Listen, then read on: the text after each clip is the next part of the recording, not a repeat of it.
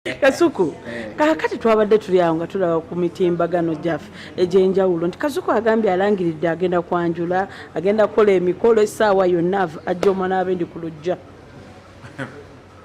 Mwabirabyewo ebyo?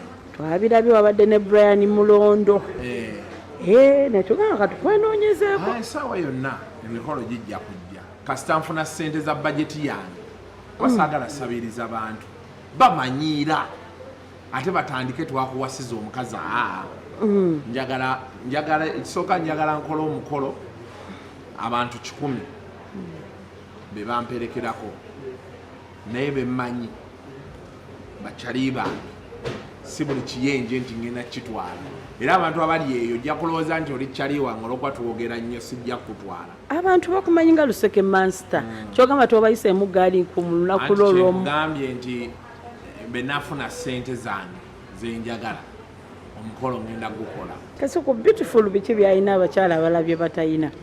Ali beautiful liyale ye muwala gwe nanjagadde okuba nga ntunulatunulako. By the way nze nsobola okukola omukolo nga tuliko abantu 5 kuba jyewo abantu abasinga bwe tubeera nabo si mikwano gyaffe nga bwe twagala okitegeera tubeesibako nabo batwesibako lw'oyagala omumanya nti si bantu bofuna ekizibu ffe tugenda ku mikolo ntugera nawo bazubeeda nga tugeya mugole namugeya bugeya tugeya bugeya naye omwana oyo suuti kijayambadde yagijjeewa okitegeera leero nga tulidde nnyo emiwogo ku mukolo guno gyetubeeramu. Industry eno ogiraba bannange ensangi zino bweriko kiki oyinza ojjogerako banneeko? Industry yagwa. Industry ya music yagwa. Ekyasebo tetukyalina muyimbi alina luyimba hit eva January nekuba January tetukyagiina. Abo basajja bola abakamiri ba Bebe ba Bobby ba Grady and Wizo ba Lutalo ba Misachi ba Lutaya ba Lona ba Anyabo ba Juliana yabeera Juliana bo bali nnyimba ze ayinza okubataweza nnyimba 10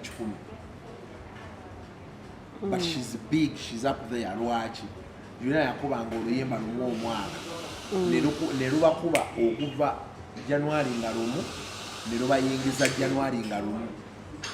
N'olunaku olwaleero buli lunaku waliwo gw'osanga nekkulu nze mbeera eyo mu ndongo oba ozunza ogenda olaba omuvubuka jja n'avuka nga 6 n'akweyanjulira nze gundi nayimba kino nga kweri olimba walwolirako ne lukubeerako awo ne lukucamula omwezi gumu ne luggwako. Now such a song is not for business. Oba okitegeera yensonga nakyola kati n'ebivvulu abantu balwana okukuba ebifaananyi okulaga nti abantu bazze naye ngaekiri mu box office wali kati gwe oba oyagala omanya nti music yagwa gwe fuluma wabweru wa Kampala wano Kampala ne Metropolitan zezikyakolaakola.